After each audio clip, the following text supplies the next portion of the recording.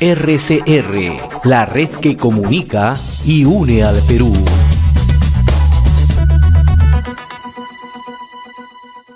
Nos trasladamos inmediatamente hasta Arequipa. Allí saludamos y le agradecemos, como siempre, la amabilidad que tiene con RCR al señor Julio Failot, economista, consultor y analista en temas políticos. Señor Failot, qué gusto saludarlos. Gracias por atender la comunicación con Enlace Regional y RCR.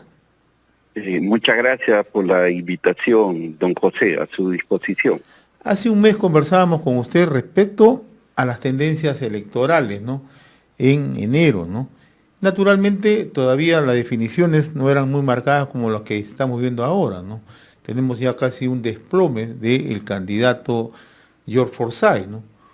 Un crecimiento en el caso del candidato de Acción Popular, el señor Lescano, y también casi un empate técnico entre las candidaturas de Keiko Fujimori y Verónica Mendoza, ¿no? ¿Cómo está observando usted y cómo se puede mover, ¿no? A menos de 60 días estas tendencias? Bueno, en primer lugar, efectivamente, nosotros hemos venido trocando todo este tema de tendencias desde hace varios meses. Sin embargo, hay un elemento nuevo que aparece, que está vinculado básicamente a los recientes escándalos por el uso indebido de las vacunas, ¿no? En medio de la pandemia, ¿no? Donde están involucradas una serie de personalidades, no solamente políticas, sino también de instituciones académicas, empresariales, ¿no?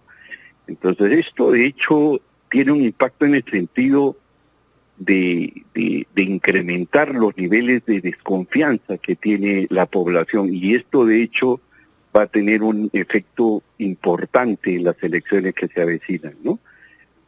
Nosotros sabíamos que hay algunos personajes que han hecho abuso del poder, entre los cuales se encuentra el expresidente Martín Vizcarra, ¿no? De hecho, las elecciones le va a hacer pagar la factura, no solo las elecciones presidenciales, sino también congresales, ¿no? Pero la cosa no queda ahí, sino que este golpe moral se va a extender a la mayoría de candidatos debido a, como te señalaba, los niveles de desconfianza que está generando que este hecho haya sido deplorado por todo el mundo, ¿no? Ya nadie cree en nadie y justos van a tener que pagar por pecadores, ¿no? Hola. Yo quisiera... Sí. Sí, y antes de seguir justamente estableciendo cuáles son las fortalezas o las debilidades de los candidatos y cómo se pueden aprovechar en los menos de 60 días que faltan, me gustaría un poco conocer su opinión respecto al alto número de indecisos, ¿no? Todas las encuestadoras precisan que tenemos una indecisión pocas veces visto en las elecciones en el Perú, faltando menos de 60 días, ¿no? Sí, mira, justamente yo iba a eso, justamente iba a señalarte este aspecto, no solo el de la indecisión, sino la decisión de votar nulo o blanco y la indecisión de votar nulo. O sea, el 67% según la encuesta de Datum ha manifestado que va a viciar su voto, es más probable. Por eso que yo te señalaba que los efectos de la vacuna van a traer efectos determinantes en este proceso electoral. Yo ahí he hecho un estudio con respecto al tema del ausentismo, ¿no? Que para mí es clave, es muy importante que nosotros los conozcamos, ¿no? O sea, vengo desarrollando un estudio que está vinculado al ausentismo en los últimos 20 años. No solo el ausentismo, sino también en el caso de la votación nula blanca, ¿no? El ausentismo básicamente se debe por la desconfianza, igual que el voto nulo blanco, ¿no? Por ejemplo, en el año 2000, 2001, teníamos un nivel de ausentismo del 18%. En el año 2006, este ausentismo se redujo al 11%, pero luego empezó a crecer muy aceleradamente, ¿no? En el año 2016, el ausentismo aumentó a 16%, luego a 18% en el año 2016, y en el último año del 2020 este ausentismo se ha incrementado a una cifra que alcanza el 26%. A eso hay que sumarle el tema de del voto nulo blanco, ¿no? Que no son determinados con mucha presión. En el año 2001, por ejemplo, teníamos apenas un 8%, se explicaba por el retorno a la democracia. Desde el año 2001 al 2006 se incrementa al doble, o sea, casi al 16%. Luego esto en el año 2011 se reduce al 12% y en el año 2016 los votos inválidos, o sea, nulo blanco, se incrementa casi en el 50%, ¿no? Alcanzando un 18%, y en las últimas elecciones congresales hay un nivel de votación del 19%, casi 20%. Entonces, esto se va a agravar. Y este tema del agravamiento de los votos nulos blancos, que es producto, como te digo, de la forma indebida en que accedieron a la vacuna, lo más probable es que esto, en la medida que crezcan, hacen que los candidatos que pasen a segunda vuelta, apenas máximo yo estimo que pueda alcanzar un 30%. Esa es la gravedad de la situación. Es decir, si es que el primer y segundo lugar pasa con no más del 30%, ojo, que en este momento apenas alcanzan al 21%. O sea, tanto Lescano como el caso de Forsyth, los dos suman 21% ahorita. Yo estimo que esto puede incrementarse al 30%. ¿Qué cosa significa esto? Que este 30% obligaría al 70% de electores que no votaron por ninguno de los dos a elegir por uno de ellos.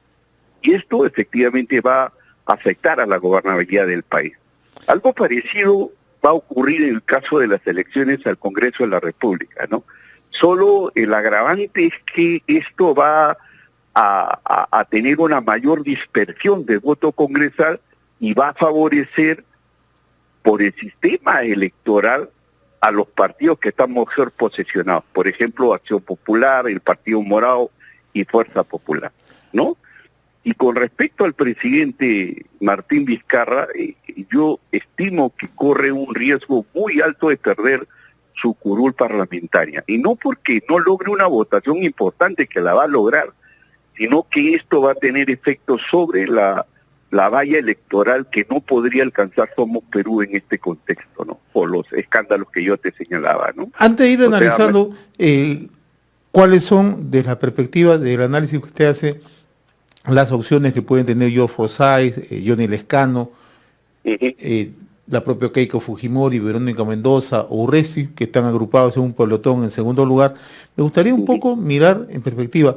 Usted ha señalado el tema del voto en blanco, pero el tema del ausentismo, ¿no?, que tiene que ver ya también con el tema sanitario, con el tema de salud, en la medida que mejore justamente las condiciones y una mejor intervención de parte del gobierno para el tema del COVID, naturalmente la gente va a ir a votar. Pero si esto se agrava, ¿puede ser un factor que genere ausentismo? No, definitivamente. O sea, no solo el tema, como te señalaba, yo he hecho el análisis desde la perspectiva de la desconfianza. Si a eso nosotros le agregamos el tema del miedo que tiene la gente a la pandemia, esto definitivamente se va a agravar. Y esto no lo miden las encuestas, o lo miden de manera muy tangencial, ¿no? Porque cuando yo hago un muestreo aleatorio y al azar, no mido los niveles de ausencia, porque ahí hago como si toda la población electoral va a votar. Entonces, sin considerar justamente lo que yo te estoy señalando ahorita, los niveles de ausentismo que definitivamente se van a incrementar por el tema de la pandemia, como tú lo señalas, ¿no? Ahora, vayamos ya a lo que hemos conocido en los últimos días ya y que han proyectado las encuestadoras, ¿no? Sitúan a George Forsyth en el primer lugar, pero con una caída permanente en los últimos meses, 7 puntos como promedio le dan las 3 últimas encuestas, ¿no? Y Lescano, que sí está subiendo y que se ha incrementado también en esa línea como promedio entre 4, 5 hasta 6%, ¿no? ¿A qué obedece esto? Bueno, en algún momento lo conversamos. Bueno, acá hay básicamente tres tendencias, ¿no? Bien marcadas, o sea, mejor dicho, las que se han movido, las que están explícitas. Una es la caída casi, digamos, estrepitosa de George Forsyth, ¿no? Entonces, Forsyth viene no solo cayendo de ahora, sino él viene cayendo desde el año pasado. Él tenía 25% en agosto. Él bajó 3 puntos en promedio en los meses de septiembre a octubre. Luego llegó a un nivel de estabilidad entre los meses de noviembre a enero, y en febrero él ha caído muy fuertemente, ha caído hasta el 11% según la encuesta de Ipsos Apoyo, ¿no? Bueno, lo otro lo podemos relativizar porque están dentro de los rangos entonces, Forsyth básicamente cae por lo que en algún momento conversábamos, las limitaciones que tiene él para poder, ¿cómo se llama?, manejarse como estadista. Tiene mucha debilidad, mucha fragilidad, y bueno, los jóvenes perciben mucho eso, ¿no? Entonces, los jóvenes, por ejemplo, ahora están menos dispuestos a regalarle su voto a cualquier persona. Eso por un lado, ¿no? O sea, en el segmento juvenil, Forsyth cae 10%, o sea, ese segmento importante entre los 18 y 25 años le quita respaldo casi en el doble de lo que él ha caído, que ha sido en promedio 6%, ¿no? Entonces los jóvenes, ahí hay un respaldo que le han quitado. En el resto se mantiene más o menos, ¿no? Pero ese es el respaldo que él está perdiendo. Ahora, él comete el error, uno, de su silencio, y dos, el no haber sido agresivo contra la clase política, por ejemplo. Si él es expresión, como en algún momento nosotros conversábamos, de la antipolítica, yo creo que este es el mejor momento o la mejor estrategia de Forsyth para cuestionar a la clase política, ¿no? Pero no lo hace, y eso evidentemente le está pasando la factura, ¿no? Entonces, eso básicamente es lo que nosotros podemos ver con respecto a Forsyth, ¿no? Lezcano, por el contrario, ha sido el que se ha mantenido más audaz, ¿no? Él venía de un estancamiento del 3% entre agosto y noviembre, ¿no? Él ha subido al 10% en menos de 3 meses, ¿no? Y este incremento, como lo señalo, en estas preferencias, se debe básicamente a que es un candidato que mejor se alinea comunicacionalmente hablando con el problema que la gente percibe, y que no es otra cosa que la corrupción.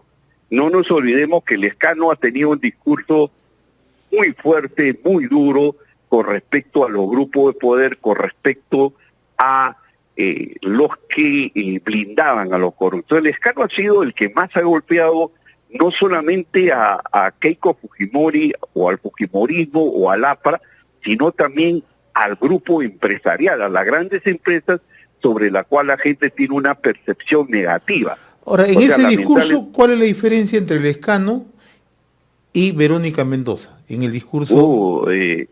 yo diría que Lezcano ahorita en este momento está a la izquierda de Verónica Mendoza. Verónica Mendoza, por ejemplo, cuando ella debería ser la persona que tiene mejor perfil para cuestionar para tener un discurso más radical.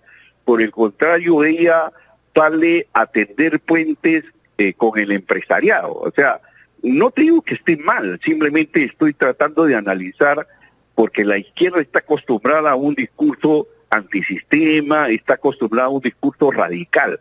Y al no encontrar en Verónica Mendoza ese discurso radical, de hecho, le termina pasando la factura, y eso es producto de su estancamiento. Ahora, Lezcano también crece y cubre el espacio centro-izquierda. Él tiene la capacidad de poder tomar distancia de Acción Popular y arremeter, ¿no? O sea, esa es una de las cosas que le ha funcionado, ¿no? Su cuestionamiento a la corrupción, su cuestionamiento al empresariado en un contexto donde todo el mundo ve mal a la empresa privada, ¿no? Entonces, y además que ha logrado capitalizar la caída de Guzmán.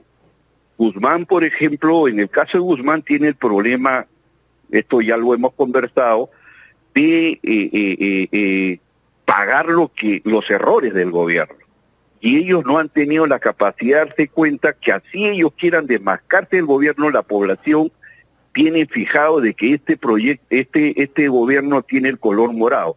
Y todos los errores que puede cometer el gobierno de Sagasti se la va a trasladar como ha venido sucediendo. Ahora, esa caída de Guzmán que ha sido muy importante, ha sido de 4 puntos en menos de un mes, de hecho le ha favorecido a que Lescano pueda cubrir ese espacio. Ahora, ¿no? señor Failó, ¿Keiko Fujimori tiene posibilidades desde su punto de vista y sobre todo en una región como el sur de poder remontar y entrar a una segunda vuelta? ¿Usted lo ve posible eso? Mira, yo soy de la hipótesis de que ya no es, o sea, el fujimorismo está dividido. ¿No? O sea, ya Keiko no es más la representante del fujimorismo. Ahorita el fujimorismo, por ejemplo, se expresa también políticamente con Hernando de Soto y con López Alega, quien la gente los percibe como fujimoristas. Así no lo sean. O sea, acá estamos hablando de percepciones, porque lo determinante en un proceso electoral son las percepciones del electorado. Entonces el electorado lo ve como fujimoristas a los tres. Entonces el fujimorismo en el mejor de los casos ha tenido un voto duro que ha alcanzado hasta el 20%.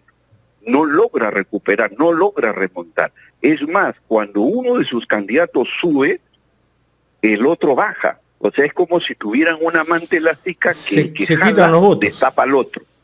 No, entonces lo que yo percibo es que ahí están, y la única posibilidad de que ellos pudieran tener, uno de ellos, ya sea Keiko, de Soto, en este caso vemos una arremetida de López Aliaga, muy lentamente, pero por lo menos sí es el sector más conservador, el que logra recoger los miedos, pero ese es el espacio fujimorista que le ha quitado a Hernando de Soto, porque finalmente Keiko Fujimori está estancada.